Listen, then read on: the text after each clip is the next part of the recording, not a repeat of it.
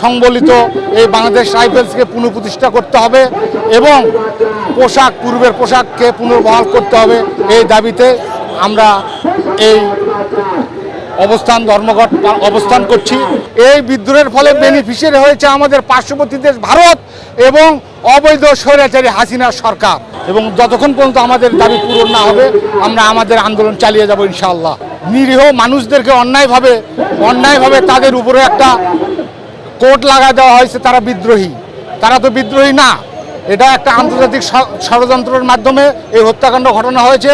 আবরণের কিছু না, এটা পরিষ্কার। আমাদের এই হত্যাকাণ্ড ঘটিয়ে বাংলাদেশের স্বাধীনতা সার্বভৌমত্বকে ধ্বংস করা হয়েছে। এখানে আসছি বাংলাদেশের ঐতিহ্যবাহী সংগঠন বাংলাদেশ রাইফেলস, তার ইতিহাস ঐতিহ্যকে মিথ্যা অপবাদ এবং অন্যায়ভাবে যে সমস্ত নিরপরাধ নিরীহ সৈনিকদেরকে বন্দী করা হয়েছে তাদেরকে মুক্ত করার জন্য এবং বাংলাদেশ রাইফেলসের মতো একটা ঐতিহ্যবাহী সংগঠন 230 বছরের উপরে যাদের ইতিহাস, সেই ইতিহাস ঐতিহ্যের সংবলিত এই বাংলাদেশ রাইফেলসকে পুনঃপ্রতিষ্ঠা করতে হবে এবং পূর্বের পোশাককে পুনর্বহাল করতে হবে। এই দাবিতে আমরা এই ধর্মঘট অবস্থান করছি এবং যতক্ষণ পর্যন্ত আমাদের দাবি পূরণ না হবে আমরা আমাদের আন্দোলন চালিয়ে যাব ইনশাআল্লাহ। এটা তো দিনের আলোর মতো পরিষ্কার।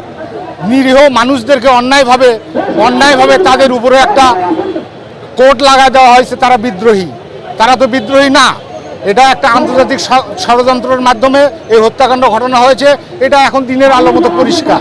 তো আমাদের একটাই দাবি, যারা অন্যায়ভাবে বন্দী আছেন, অন্যায়ভাবে চাকরিচ্যুত হয়েছেন, তাদেরকে যথাযোগ্য মর্যাদা দেওয়া হোক এবং যারা যে সমস্ত চৌকস সেনাবাহিনীর অফিসার 25-26 ফেব্রুয়ারি নিহত হয়েছেন তাদেরকে রাষ্ট্রীয় মর্যাদা দেওয়া হোক, তাদেরকে পুনর্বাসন করা হোক এবং যারা বন্দী আছে তাদেরকে মুক্ত করা হোক এবং যারা অন্যায়ভাবে চাকরিচ্যুত হয়েছেন তাদেরকে পুনর্বাসন করা হোক। এটাই আমাদের দাবি।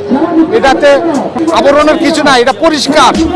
আমাদের এই হত্যাকাণ্ড ঘটিয়ে বাংলাদেশের স্বাধীনতা সার্বভৌমত্বকে ধ্বংস করা হয়েছে এবং বাংলাদেশের নিরাপত্তাকে হুমকির মুখে ফেলা হয়েছে।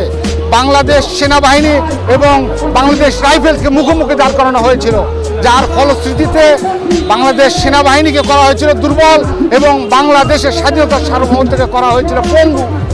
যার প্রতিবাদে আজ আমরা এখানে এসেছি, যাতে ঐতিহ্যবাহী বাংলাদেশ রাইফেলসকে তাদের নাম এবং পোশাক ফিরিয়ে দেওয়া হয় এবং যারা অন্যায়ভাবে আটক আছেন এবং যাদেরকে এই বিদ্রোহী বলে আখ্যা দেওয়া হয়েছে, এই বিদ্রোহীর নাম গোছাতে আমরা এই উপস্থিত হয়েছি।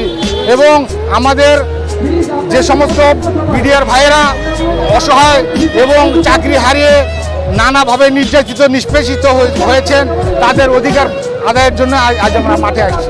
এটা তো দিনের আলোর মতো পরিষ্কার।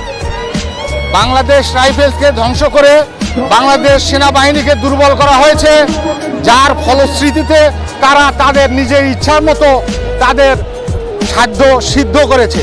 তো এই বিদ্রোহের ফলে বেনিফিশিয়ারি কারা তাদেরকে দেখতে হবে। এই বিদ্রোহের ফলে বেনিফিশিয়ারি হয়েছে আমাদের পার্শ্ববর্তী দেশ ভারত এবং অবৈধ স্বৈরাচারী হাসিনার সরকার। এই বিদ্রোহের নাম দিয়ে তারা বাংলাদেশ সেনাবাহিনীকে দুর্বল করেছে, তাদেরকে নানাভাবে হেনস্থা করেছে, সেনাবাহিনীর অনেক অফিসারকে চাকরিচ্যুত করা হয়েছে এবং যার ফলশ্রুতিতে কোনো প্রতিবাদ হয়নি এবং তারা স্বাধীনভাবে তাদের অন্যায় কার্যক্রম চালিয়েছে এবং ভারত তাদের নিজের স্বার্থ সিদ্ধ করেছে। এই 2009 সালে 25-26 ফেব্রুয়ারি বিদ্রোহের ফলেই এটা সম্ভব হয়েছে বলে জাতি আজ জানতে পেরেছে।